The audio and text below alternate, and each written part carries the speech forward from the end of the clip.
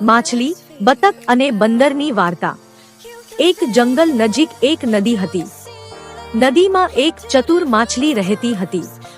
નદીના કાંઠે એક બતક રહેતી હતી અને નજીકના વૃક્ષ પર એક ચંચળ બંદર વસવાટ કરતો હતો। ત્રણેય વચ્ચે સારો મિત્રતાનો સંબંધ હતો। એક દિવસ બધાએ મળીને નિર્ણય લીધો કે તેઓ પિકનિક પર જશે। બતક બોલી, ચાલો, નદીના પાર એક સુંદર બગીચો છે, ત્યાં જઈએ। માછલી બોલી, મારું ચાલવું શક્ય નથી, હું પાણી સિવાય નથી રહી શકતી।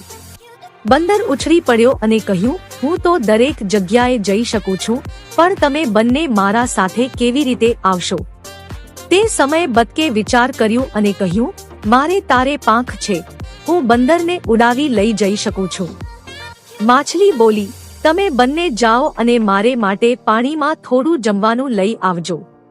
બતક અને બંદર પિકનિક માટે ગયા, મજા કરી અને પાછા આવ્યા ત્યારે માછલી માટે જમવાનું વધાવી લઈ આવ્યા। તેઓને સમજાયું કે દરેકની પોતાની રીતે વિશેષતા હોય છે।